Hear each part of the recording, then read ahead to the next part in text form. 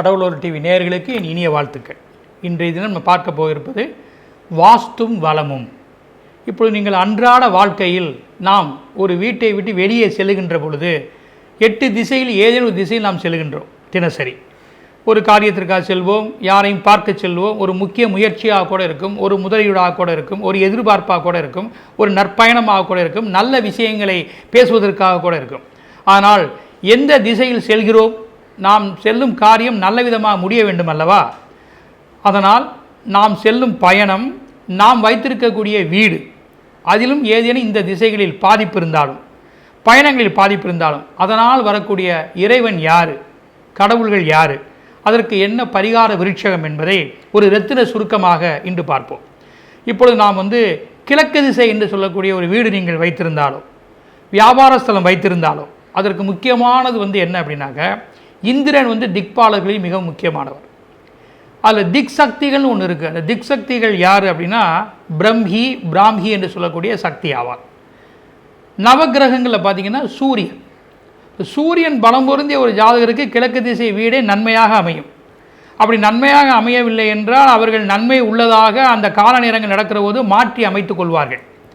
இந்த கிழக்கு திசையில் இருக்கக்கூடியவர்கள் நாம் செல்லுகின்ற பொழுது இந்த கிழக்கு திசையை நோக்கி நாம் வீடு வைத்திருந்தாலோ வியாபாரம் வைத்திருந்தாலோ தினசரி வணங்குவது, இந்த திசை நோக்கி பயணம் செய்தாலோ தினசரியே நீங்கள் சூரிய நமஸ்காரம், இந்திரனை வணங்குவது, பிராமியை வணங்குவது, ஆனந்தன் என்ற ஒரு நாகமும் ஐராவதம் என்ற ஒரு யானையும், இந்திரனுடைய வாகனம் அது, இவர்களை கண்டிப்பாக நாம் தினசரி வணங்க வேண்டும். மற்றும் முல்லை மாமரம் இவற்றை நாம் ஒரு விருட்சமாகவோ, நாம் அந்த நிறுவனங்களிலோ வீட்டிலோ, அல்லது இதை நாம் ஒரு சரியில்லாத இந்த வாயில் சரியில்லாமல் இருப்பவர்களுக்கு இதன் பரிகாரங்கள் இறைவனை வணங்கினால் மிகவும் நன்மை. இப்பொழுது ஒரு பயணம் செல்லுகின்ற போது கூட இவர்களை வணங்கி நாம் செல்வது மிகவும் ஒன்று. இந்த விருட்சகங்களை மனதில் நினைத்து தொட்டு வணங்கி நாம் சென்றாலும் நம்முடைய பயணங்கள், முயற்சிகள் இனிதாக அமையும். அதற்கடுத்து தென்கிழக்கு. இப்போ தென்கிழக்கு என்று நம்ம சொன்னால் அது அக்னி பகவானுடைய இடம். அங்கே திக்பாலர்கள் மெயினாக இருக்கவர் அக்னீஸ்வரர், அக்னி. அதற்கடுத்து திக் சக்திகளில் மெயினாக இருப்பவர் கௌமாரி என்ற சக்தி. நவகிரகங்களிலேயே சுக்கிரன் ஆவார். சுக்கிரன் தான் இந்த திசைக்கு மிக முக்கிய கிரகம். இப்போ உங்களுக்கு தென்கிழக்கில் நல்ல ஒரு சமையல், ஒரு அறை, ஒரு டாய்லெட்டோ, செப்டி டாங்கோ, ஒரு நுழைவாயிலோ, ஒரு அறையோ சரியாக அமைய வேண்டுமானால் உங்கள் ஜாதகத்தில் சுக்கிரன் வலுவாக இருக்க வேண்டும். பாதிப்பாக இருந்தால் இந்த இடமும் பாதிப்பாக இருக்கும், இந்த நிறுவனமோ அல்லது வீடோ பாதிப்பாக இருக்கும். அப்படிப்பட்டவர்கள் டெய்லி இந்த திக் பாலர்களையும் திக் சக்தியிலையும் வணங்குவதோடு பரிகாரங்கள் செய்கின்ற பொழுது, பயணங்கள் மேற்கொண்ட போது வாசுகி என்ற நாகம் அங்கே இருக்கின்றன. புண்டரீகம் என்ற யானை அங்கே அமைந்துள்ளது. இவர்களெல்லாம் வணங்கி மேலே சொன்ன திக் சக்தியிலே வணங்கி நாம் சென்றால் பயணங்கள் வெற்றியாக முடியும். இந்த திசையில் இருப்பவர்களுக்கு சரியான அறைகளோ சமையலோ அல்லது வீடோ இடமோ அமையாமல் போனால் இந்த இறைவனை வழிபாடுவதோடு மல்லிகை கொன்றை இதன் செடிகளை இங்கே வைப்பது, இந்த செடிகளை இங்கே வைத்து வழிபடுவது, வெளியே செல்கின்ற பொழுது இந்த திசைக்குண்டான திக் சக்திகள் இந்த கிரகங்களை வழிபாடுவதோடு இந்த விருட்சகம் செடிகளை மனதில் நினைத்து நாம் பயணம் செய்தால் எக்காரியங்களும் நமக்கு வெற்றியாக முடியும். மூன்றாவதாக யமதிசை என்று சொல்லக்கூடிய தெற்கு திசை. இந்த திசைகளிலேயே மிகவும் கவனமாக இருக்க வேண்டியது தென் திசையாகும். பொதுவாக ஒரு இடம் வாங்குபவர்கள், ஒரு வீட்டை வாங்குபவர்கள் தென் திசையை வாங்குவதில் கொஞ்சம் யோசிப்பார்கள். இந்த தென் திசை தான் மிகவும் ஒரு முக்கியமான திசை. நம்மளுடைய ஆயுட்காலம் முடிகின்ற பொழுது நம்மளுடைய அந்த ஆயுள் அந்த செல்லும் இடமே அந்த தர்மராஜனிடம்தான், காலதேவனிடம்தான். ஆனால் இந்த தெற்கு திசையில் ஒரு சரியாக மனை கட்டவில்லை என்றால், சரியாக மேற்கொள்ளவில்லை உடனே தண்டிக்கக்கூடிய வாய்ப்பு அந்த காலதேவனுக்கு அதிகாரத்தை சிவனும் மகாவிஷ்ணுவும் தந்திருக்கிறார்கள். அதனால தான் உலகத்தை ஆள்பவர்கள் 2 ராஜாக்கள், ஒன்று நடராஜா, இன்னொன்று ரெங்கராஜா. இந்த 2 பேருமே பார்ப்பது இந்த தென் திசையைத்தான். இந்த தென் திசையை அம்மன் பார்ப்பார். பொதுவாக கருவறைகள், ஆலயங்களில் அம்மன் பார்ப்பார். அது மட்டுமல்ல, சக்கரத்தாழ்வார் பார்ப்பார், பைரவர் பார்ப்பார். இவைகளெல்லாம் உங்களுக்கு இந்த தென் திசையை ஏன் பார்க்கிறேன் என்றால், இங்கே நம்முடைய ஆன்மா செல்வதால் நமக்கு மோட்சம் தரக்கூடியது யமதர்மனிடத்திலே இருக்குது. அப்படிப்பட்ட ஒரு அற்புதமான திசை. இந்த திசைக்கு அதிபதி யார் என்று கேட்டால் தர்மராஜன். அதற்கு அடுத்ததாக சக்தி என்று சொன்னால் வராகி என்ற தேவி இந்த திசைக்கு முக்கியமானவள். அதற்கு அடுத்தபடியாக 3 நவகிரகங்களில் செவ்வாய். செவ்வாயினுடைய அமைப்பை பொறுத்து தான் தென் திசையினுடைய வீடோ தொழில் நிறுவனமோ உங்களுக்கு நன்மையாக அமையும். செவ்வாய் பலவீனமாக இருந்தால் அவர்களுக்கு இந்த தென் திசையில் இருக்கக்கூடிய இடமோ வீடோ தொழில் நிறுவனமோ நன்மையாக இருக்காது. அதை நாம் வாங்குவதில் யோசித்து செய்ய வேண்டும். இந்த திசையில் பயணம் செய்கின்ற போது இவர்களை வணங்குவதோடு இந்த தென் திசையில் இருக்கக்கூடிய தக்கன் என்ற நாகத்தையும் வாமனம் என்ற யானையையும் வழிபடுவதோடு வேம்பு செவ்வரளி என்ற விருட்சகத்தை ஒரு பரிகாரமாக இந்த இடங்களில் இந்த வீடு வியாபாரத்தில் வைக்கலாம். அல்லது இவற்றை மனதில் நினைத்து நீங்கள் பயணங்கள் மேற்கொண்டால் உங்கள் காரியங்கள் வெற்றியாக முடியும். 4வது தென்மேற்கு என்று சொல்லக்கூடிய நைருதி என்ற திசை. இந்த நைருதி திசைக்கு நிருதி என்ற வாஸ்து பகவானே அதிபதியாக இருக்கிறார், ஒரு அசுரர். இங்கே இருக்கக்கூடியவள் துர்காதேவி என்ற ஒரு அம்மன் இங்கே சக்தியாக செல்கின்றார். அதற்கு அடுத்தபடியாக இங்கே இருக்கக்கூடிய நாக மகாபத்மன், யானை அஞ்சனம். நவகிரகங்களில் ராகு பகவானுக்கு உண்டான திசை. இப்போ சக்தியில் சித்தா என்று சொல்வது உண்டு. சித்தா தான் துர்க்கையினுடைய அம்சம். ஆக இவர்களெல்லாம் வழிபாடு செய்வதோடு தென்மேற்கே எந்த ஒரு நுழைவாயிலோ இடமோ வீடோ அப்பார்ட்மெண்ட்ஸோ வாங்குபவர்களுக்கு ராகு ஜாதகத்தில் பலமாக இருக்க வேண்டும். அப்படி இல்லை என்றால் அவருக்கு அந்த திசையினுடைய பலாபலங்கள் சரியாக அமையாது. அதை பார்த்து கொள்ள வேண்டும். அப்படி சரியாக அமையாத போது உங்களுக்கு துளசி மற்றும் மாதுளை இவற்றை இங்கே வைப்பதும், அல்லனா நார்த்தை இவற்றை இங்கே வைத்துக்கொள்வதும், அருகம்புல் வைத்துக்கொள்வதும் நன்மையாக உண்டாகும். இந்த திசையில் மிக அதிகமாக நீங்கள் கவனம் செலுத்த வேண்டும். ஏன்னா தென்மேற்கு திசை மிக முக்கியமான ஒன்று. ஆனால் இங்கே அருகம்புல் வைத்து வளர்ப்பது, அருகம்புல் செடி வைத்து செயல்படுவது, மகா கணபதியை வணங்குவது முக்கியம். அதற்கு அடுத்தபடியாக கரிசலாங்கண்ணி என்ற ஒரு விருட்சகத்தையோ வேறையோ நாம் அங்கே வைத்து வழிபடுவது. ஒரு பயணம் செல்கின்ற பொழுது இவர்களை வணங்குவதோடு இந்த விருட்சகத்தை மனதில் நினைத்து வழிபட்டு சென்றால் அந்த காரியம் உங்களுக்கு வெற்றியாக முடியும். துர்க்கையையும் சிவனையும் மனதில் நினைத்து வழிபாடுகள் செய்ய வேண்டும். அதற்கு அடுத்ததாக மேற்கு திசை. இந்த மேற்கு திசைக்கு முக்கியமான கிரகம் பார்த்திங்கன்னா திக்பாலர்களில் வர்ண பகவான். திக் சக்திகளை யான்னு பார்த்தீங்கன்னா வைஷ்ணவி. நவகிரகங்களில் யார்? சனீஸ்வரர் இந்த திசைக்கு உண்டானவர். ஆக சனீஸ்வரர் உங்கள் ஜாதகத்தை பொறுத்து தான் மேற்கு திசை அதிர்ஷ்டமாக திகழும். மேற்கு திசையில் ஒரு வீடோ ஒரு வியாபார ஸ்தலமோ ஒரு இடமோ ஒரு பயணமோ ஒரு முயற்சியை நீங்கள் செய்கிறீர்கள் என்றால் சனி பலம் பொருந்தியவர்களுக்கு மட்டுமே இந்த திசை அதிர்ஷ்ட திசை. அதன் பலம் இல்லாதவர்களுக்கு இந்த திசையில் எடுக்கக்கூடிய எந்த முயற்சிகளும் சரியாக அமையாது. அவற்றை நாம் பார்த்து செயல்பட வேண்டும். அப்படி இருப்பவர்கள் இந்த இறைவனை வணங்குவதோடு இந்த திசையில் பயணம் செய்கின்ற போது இவர்களெல்லாம் வணங்குவதோடு மேற்கொண்டு என்ன செய்ய வேண்டும்? மகாபத்மன் என்ற நாகத்தையும் அஞ்சனன் என்ற யானை வழிபாடு செய்ய வேண்டும். இவர்களை வணங்குவதோடு நார்த்தை மற்றும் ரோஜா இவற்றை இங்கே வைப்பது, வழிபாடு செய்வது இவர்களுக்குரிய பரிகாரமாக இருக்கும். அல்லது இதனை மனதில் நினைத்து வழிபாடு செய்தால் மிகவும் நன்மையான ஒன்று. அதற்கடுத்து பார்த்திங்கன்னா வடமேற்கு. இந்த வடமேற்கு வாயு திசை என்று சொல்வதுண்டு. இந்த வாயு திசை மிக முக்கியமானது. வாயு பகவான் இதுக்கு அதிபதியாக இருக்கிறார். இங்கே இருக்கக்கூடிய திக் சக்தி யாருன்னு பார்த்தீங்கன்னா உங்களுக்கு மகேந்திரி என்ற ஒரு சக்தியின் அம்சம் கொண்டவர், மாகேந்திரி என்று சொல்வதுண்டு.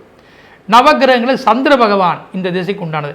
ஆக உங்கள் ஜாதகத்தில் சந்திரன் வலுவாக இருந்தால்தான் இந்த இடத்துல சமையலோ ஒரு வீட்டில் இந்த வாயுமூலையில் உற்பத்தி பொருட்களை இங்கே வைத்து வெளிக்கடத்துவதோ, இந்த வாயுமூலையில் பெட்ரூம் வைத்துக்கொள்வதோ, இந்த வாயுமூலையில் அப்பார்ட்மெண்ட்ஸில் வீடுகள் அமைவதோ, அல்லது உங்களுடைய மெயின் நுழைவாயில் இருப்பதோ கேட்டு இருப்பதோ தொழில் நிறுவனமோ இந்த கிரகங்கள் பலம் பொருந்தி இருந்தால்தான் உங்கள் ஜாதகத்தில் பலமாக இருக்கும். இந்த திசையை நோக்கி நீங்கள் பயணங்கள் செய்கின்ற போது இவர்களை வழிபாடு செய்வதோடு பத்மன் என்ற நாகத்தையும் புஷ்பந்தம் என்ற யானையையும் நீங்கள் வழிபாடு செய்ய வேண்டும். அதற்கு பதிலாக இவர்களை வழிபாடு செய்வதோடு துளசி மாதுளை இவற்றை இங்கே வைத்து வீடோ வியாபாரங்கள் வைத்து வளர்ப்பது, அல்லது இவற்றை மனதில் நினைத்து தொட்டு வணங்கி பயணங்களை மேற்கொள்வது உங்களுடைய முயற்சி எதுவாக இருந்தாலும் வெற்றியை தரும். இந்த திசையிலேயே கடைசியாக இந்த வடக்கு திசை என்று சொல்வது குபேர திசை ஆகும். இப்போது நம்ம குபேர திசை என்று சொல்லிய வடக்கே நாம் பார்க்கிறோம். வடக்கு மிக முக்கியம். ஒரு காந்த கருவியை வாஸ்து நிபுணர்கள் வைக்கின்ற பொழுது அது காட்டக்கூடிய திசையே வடக்குத்தான். இந்த வடக்கை வைத்துத்தான் அத்தனை திசைகளையும் நாம் பார்க்க முடியும். அப்படிப்பட்ட வடக்கு திசை மிகவும் முக்கியமான ஒன்றாகும். இந்த வடக்கு திசை என்ன அப்படின்னா குபேரன் இதுக்கு திக்பாலர்களை மிக முக்கியமாக அங்கம் செலுத்துகின்றார். இங்கே இருக்கக்கூடிய சாமுண்டி சக்தியினுடைய அம்சமாக இருப்பவர்கள் சாமுண்டி. நவகிரகங்களில் புத பகவான் இந்த இடத்தில் இருக்கிறார். உங்கள் ஜாதகத்தில் புதன் பலமாக இருந்தால்தான் குபேர திசை நன்மையாக இருக்கும். வடக்கு திசை வாசலோ, வடக்கு திசை தொழில் நிறுவனமோ, வடக்கு திசை பயணமோ, வடக்கு திசை முயற்சியோ, வடக்கு திசை அப்பார்ட்மெண்ட்டோ எதுவாக இருந்தாலும் புதன் ஜாதகத்தில் பலமுடன் இருக்க வேண்டும். இந்த கடவுள்களை நீங்கள் வணங்க வேண்டும். வணங்குவதோடு மட்டுமல்லாமல் சங்கபாலன் என்ற ஒரு நாகம் இங்கே இருக்கிறது. சர்வ பௌமன் என்ற ஒரு யானை இங்கே இருக்கின்றது. எலும்பிச்சை, கருவேப்பிள்ளை இவற்றை இங்கே ஒரு பரிகாரமாக வைத்து வழிபடலாம். ஒரு செடிகளை வியாபாரமோ வீட்டிலே வைத்து செல்லலாம். இவற்றை பயணம் செல்கின்றது இவர்களை வணங்குவதோடு இதனை தொட்டு வணங்கி சென்றால் வடக்கு திசையினுடைய பயணம் எந்த முயற்சியாக இருந்தாலும் வெற்றியாக முடியும். கடைசியாக வடகிழக்கு நீங்கள் முக்கியமாக கவனிக்க வேண்டிய 8 திசைகளில் பிரதானமான திசை. இதுக்கு ஈசானிய திசை என்று சொல்வதுண்டு. சனிமூலை என்றும் சிலர் சொல்வார்கள். இந்த ஈசானிய திசை எப்படி என்றால், சிவன் கிரகங்கள் பலவற்றை நவகிரகங்களாக நியமிக்கிறார் அவருடைய தன்மையை பொறுத்து.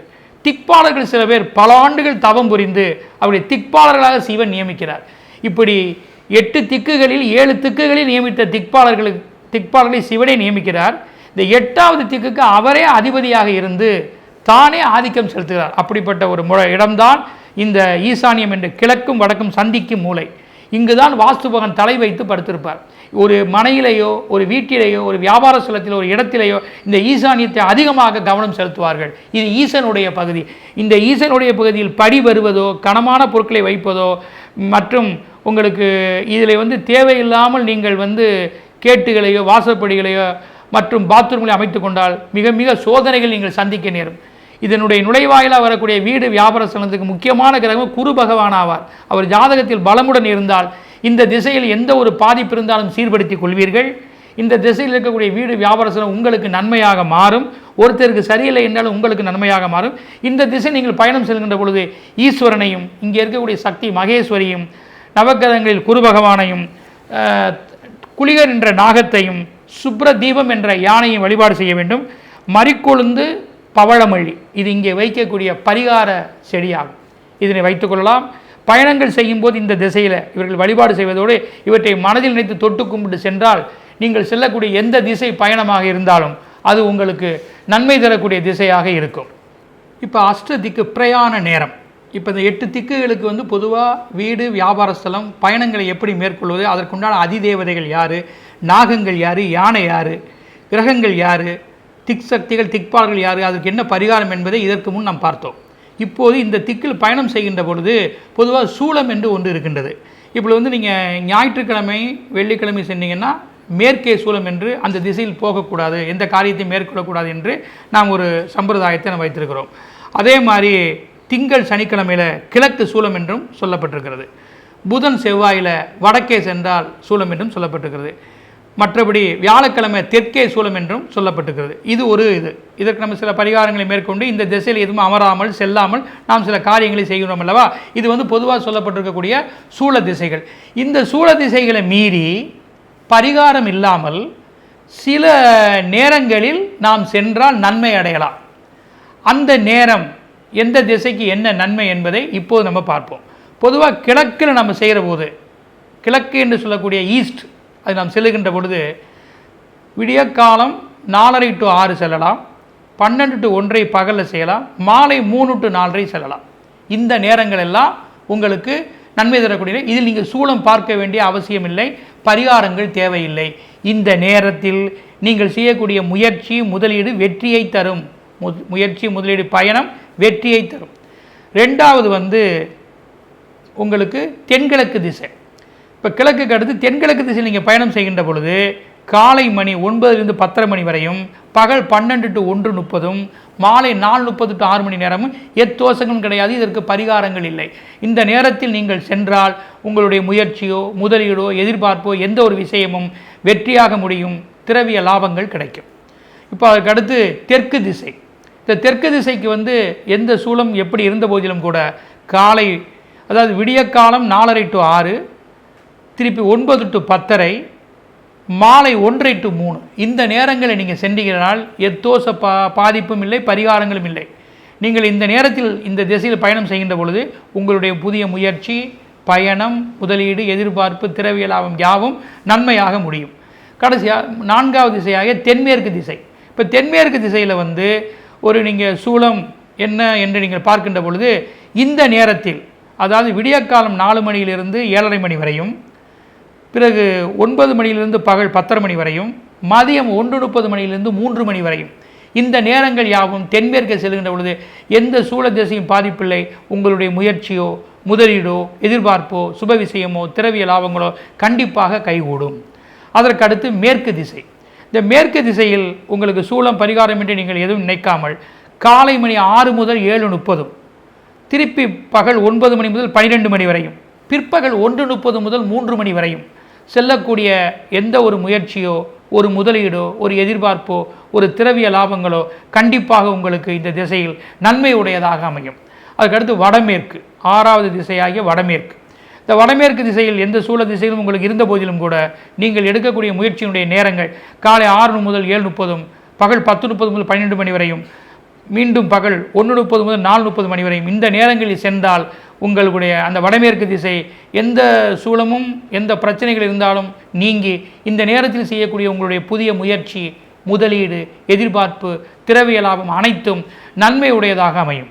இப்போ 7வது திசையாகிய வடக்கு திசை. இந்த வடக்கு திசையில் என்ன சூழங்கள் நிர்பந்தங்கள் இருந்த போதிலும் கூட நீங்கள் எடுக்கக்கூடிய அந்த பிரயாண நேரமாவது காலை 6 முதல் 9 மணியும், பகல் 10:30 முதல் 12 மணி வரையும், மாலை 3 முதல் 4:30 மணி வரையும் இந்த திசையினுடைய பயணம், நேரம், முயற்சி எதுவுமே உங்களுக்கு வெற்றியாக அமையும். இந்த திசையில் தோஷங்கள் இல்லை, யாவும் உங்களுக்கு சாதகமாக அமையும். இப்போ கடைசியாக அஷ்ட திக்குகளில் வடகிழக்கு திசை என்று சொல்லக்கூடிய ஈசானிய திசை.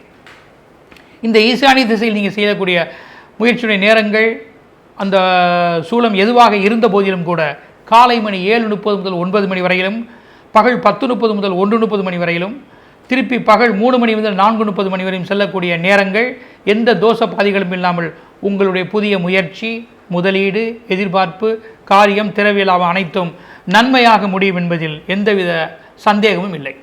ஆக திக்பயணங்களில் நீங்கள் பிரயாணம் செய்கின்ற பொழுது முதலில் எந்த திசையாக இருந்த போதிலும் கூட அந்த திசை நீங்கள் பயணம் செய்கின்ற பொழுது திக்பாலர்களையும் திக் சக்திகளையும், அதற்கு முன்னாடி மகா கணபதியையும், முதற் கடவுளாகிய மகா கணபதியையும், உங்களுடைய இஷ்ட தெய்வத்தையும் குலதெய்வத்தையும் வணங்கி பிறகு இந்த திக்குகளுக்கு உண்டான இறைவன், இறைவி, நவகிரகங்கள், அந்த நாகங்கள் மற்றும் யானைகள் ஒரே நேர்கோட்டில் இந்த 7 பேர், மகா கணபதி, குலதெய்வம், இஷ்ட தெய்வங்கள், அதற்கடுத்து அந்த திக்பாலர், திக் சக்தி, திக் நாகம், திக் யானை மற்றும் நவகிரகங்களில் யார், இவர்களை எல்லாம் வணங்கி நீங்கள் சென்றீர்களானால் இந்த நேரத்தில் சென்றாலும் சரி, இப்போது நான் சொல்லப்பட்ட இந்த அஷ்டதிக்கு பயணம் இந்த நேரங்களில் சென்றாலும் சரி, இந்த நேரம் அல்லாது செல்ல வேண்டிய நிர்பந்தம் உங்களுக்கு ஏற்பட்டாலும் சரி, இவர்களை எல்லாம் வணங்கி இவர்களை மனதில் நினைத்து அந்த ஸ்லோகங்களை வணங்கி நாம் சென்றால் உங்களுடைய முயற்சியோ,